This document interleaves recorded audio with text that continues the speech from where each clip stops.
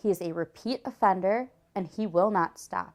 The thought of allowing child molester Gerald Lee Baumeister Jr. back into society terrifies Jessica O'Connor Whitney. He knows exactly who to prey on, and he knows exactly how to do it. In 2012, Jessica was just 15 years old when she was in a relationship with Baumeister and got pregnant. Earlier that year, Baumeister was charged with sexually assaulting an 8-year-old boy he was babysitting. Gerald himself told me that the little boy was lying. A judge let Baumeister out on bond. Jessica initially believed his story, but 4 months after her son was born, she noticed a U-shaped burn mark on the child's foot. Court documents reveal the burn pattern resembled the top metal portion of a disposable cigarette lighter. Further investigation found the child also suffered mouth injuries. Doctors said it was likely a sharp object was forced into the child's mouth. Those are the facts. If he's willing to hurt his own child, why wouldn't he hurt someone else's children?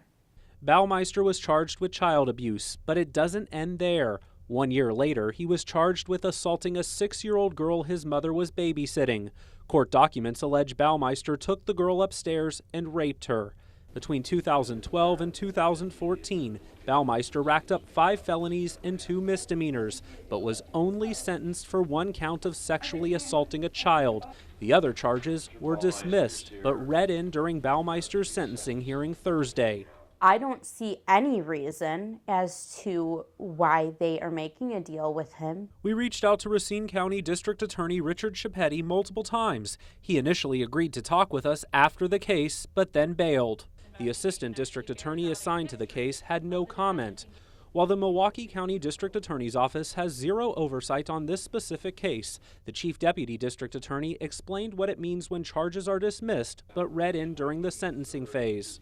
Even though the charge is dismissed, the state, the prosecutor, has the ability to argue all of the facts in that charge and ask the court to consider those facts when determining what the sentence should be. Lovern adds this type of agreement can avoid a costly trial while getting at least 1 conviction. The penalties often that are attached to a number of our crimes are very substantial, so you can still receive a substantial sentence for a violent offender. Jessica says she still would have liked the case to go to trial, but we may never know why the DA decided not to pursue her case.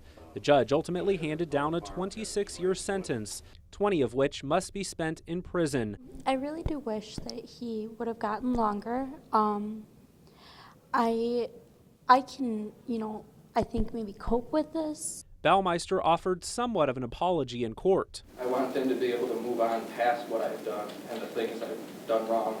But Jessica says no apology will ever repair the damage he caused his victims. My son asked me about a month ago, who is my daddy? And I looked at him and I told him that he doesn't have one.